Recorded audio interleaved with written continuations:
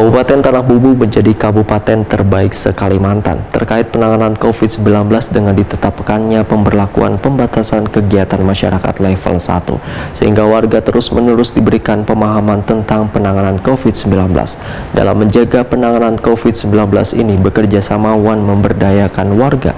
Selain itu, pemerintah juga mendorong petugas untuk terus membantu mensosialisasikan pencegahan penyebaran COVID-19.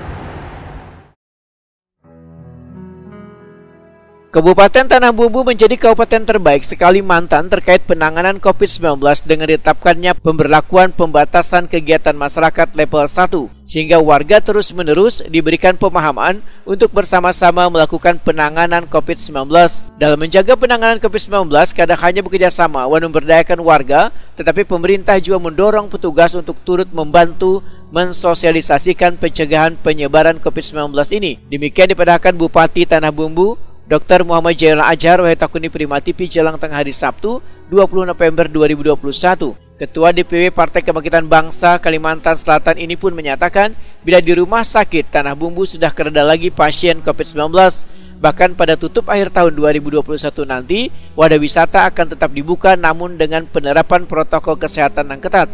Selain itu, pengunjungnya juga akan dibatasi. Muhammad Jailul Adjar pun terus meminta warga di Tanah Bumbu ini untuk selalu mematuhi protokol kesehatan supaya bisa mencegah pandemi COVID-19. Sedangkan pemerintah kabupaten akan terus mengawasi dan memperhatikan kesehatan warga agar patuh pada protokol kesehatan, sehingga perekonomian akan kembali menggeliat di Tanah Bumbu. Jadi kalau di Tanah Bumbu ini kan kabupaten terbaik se-Kalimantan, se-Kalimantan loh ya, bukan regional, mana di COVID, regional Kalimantan ya. COVID kita level 1 ya. Tidak ada kasus, tidak ada yang di rumah sakit. Oleh sebab itu ini harus dijaga, dan itu hanya terjadi karena pertama kerjasama dengan masyarakat. Masyarakat ini harus kita berdayakan.